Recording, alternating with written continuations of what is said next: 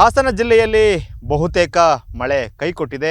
ಈ ವರ್ಷ ಹಿಂಗಾರು ಮಳೆಯೂ ಕೂಡ ಸಾಕಷ್ಟು ಪ್ರಮಾಣದಲ್ಲಿ ಕಡಿಮೆ ಆಗಿತ್ತು. ಮುಂಗಾರು ಮಳೆ ಕೊರತೆಯಿಂದಾಗಿ ಅದರ ಎಫೆಕ್ಟ್ ಈಗ ಜನರಿಗೆ ತಟ್ಟಲಿಕ್ಕೆ ಶುರುವಾಗಿದೆ. ಪ್ರಮುಖವಾಗಿ ಜಿಲ್ಲೆಯ ಜೀವನದಿ ಹೇಮಾವತಿ ಜಲಾಶಯ ಕಂಪ್ಲೀಟ್ ಆಗಿ ಬರಿದಾಗಿರ್ತಕ್ಕಂಥದ್ದು ಕಂಡುಬರ್ತದೆ. ನಾವು ನೋಡ್ಬೋದು, ರಿಯಾಲಿಟಿ ಚೆಕ್ನ ಮಾಡ್ತಕ್ಕಂಥ ಪ್ರಯತ್ನವನ್ನು ನಾವು ಮಾಡ್ತಿದ್ದೀವಿ. ನಾವೇನು ಹೇಮಾವತಿ ಜಲಾಶಯ ಹಾಸನ ತಾಲೂಕಿನ ಗೊರೂರು ಸಮೀಪ ಇರತಕ್ಕಂಥ ಹೇಮಾವತಿ ಜಲಾಶಯ ಕೇವಲ ಹಾಸನ ಜಿಲ್ಲೆಯ ಜೀವನದಿ ಮಾತ್ರ ಅಲ್ಲ, ಕಾವೇರಿ ಕೊಳ್ಳದ ಪ್ರಮುಖವಾಗಿರ್ತಕ್ಕಂಥ ಜಲಾಶಯ. KRS ಭರ್ತಿ ಆಗಬೇಕು ಅಂತಂದರೆ ಏನು ಹಾಸನ ಜಿಲ್ಲೆಯ ಭಾಗದಲ್ಲಿ ಮಳೆ ಆಗಬೇಕು, ಆ ಮೂಲಕವಾಗಿ ಹೇಮಾವತಿ ಜಲಾಶಯ ತುಂಬಬೇಕು. ಇಲ್ಲಿಂದ ನಂತರ ನೀರು ಹರಿದು ಹೋದರೆ ಏನು KRSನ ಜಲಾಶಯ ಕೂಡ ಭರ್ತಿ ಆಗುತ್ತೆ. ನಾವು ನೋಡ್ತಾ ಇದ್ದೀವಿ ಎಷ್ಟು ಕಂಪ್ಲೀಟಾಗಿ ಇಡೀ ಜಲಾಶಯ ಖಾಲಿಯಾಗಿರ್ತಕ್ಕಂಥ ಚಿತ್ರಣ ಕಂಡು ಬರ್ತಾ ಇದೆ.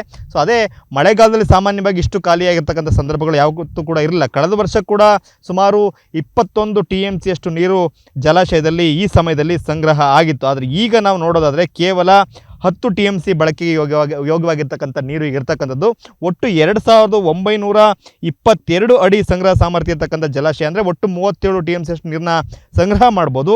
ಅದರಲ್ಲಿ ಈಗ ನಾವು ನೋಡೋದಾದರೆ ಕೇವಲ 2891 ಅಡಿ ಅಂದರೆ ಕೇವಲ ಏನು 14 TMC ನೀರು ಮಾತ್ರ ಇದೆ. ಅದರಲ್ಲಿ ಬಳಕೆಗೆ ಸಿಗ್ತಕ್ಕಂಥದ್ದು ಕೇವಲ 10 TMC.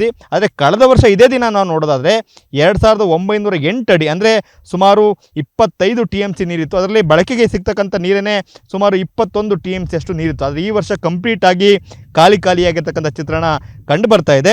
ಏನು ಕಳೆದ ವರ್ಷ ಹಿಂಗಾರು ಮಳೆನೇ ಉತ್ತಮವಾಗಿ ಆಗಿತ್ತು, ಅದರಿಂದಾಗಿ ಜಲಾಶಯಗಳು ಬಹುತೇಕ ಭರ್ತಿಯಾಗಿತ್ತು. ಅದು ಅಶ್ವಿನಿ ಮಳೆ ಇರ್ಬೋದು, ಭರಣಿ ಮಳೆ ಇರ್ಬೋದು, ಕೃತಿಕ ಮಳೆ, ರೋಹಿಣಿ ಮಳೆ ಎಲ್ಲವೂ ಕೂಡ ಕಳೆದ ವರ್ಷ ಚೆನ್ನಾಗಿತ್ತು. ಅದು ಈ ಸಲ ಎಲ್ಲವೂ ಕೂಡ ಕೈ ಕೊಟ್ಟಿದೆ. ಈಗ ಜೂನ್ 22ರವರೆಗೂ ಕೂಡ ಮೃಗಶಿರ ಮಳೆ ಬರಬೇಕಾಗಿತ್ತು, ಆದರೆ ಕಂಪ್ಲೀಟಾಗಿ ಮಳೆ ನಿಂತು ಹೋಗಿದೆ.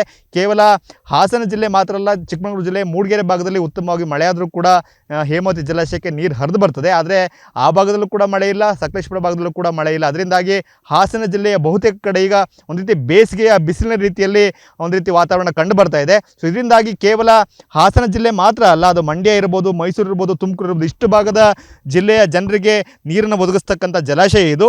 ಈ ಬಾರಿ ವ್ಯವಸಾಯಕ್ಕೆ ನೀರಿರಲಿ, ಕುಡಿಯೋದಕ್ಕೆ ನೀರು ಸಿಗುತ್ತೋ ಇಲ್ವೋ ಅಂತಕ್ಕಂಥ ಆತಂಕದ ಪರಿಸ್ಥಿತಿ ಈಗ ಎದುರಾಗಿದೆ. ಈಗ ಮಳೆ ಆರಂಭ ಆಗಬೇಕಾಗಿತ್ತು, ಆದರೆ ಮಳೆ ಆರಂಭ ಆಗಿಲ್ಲ.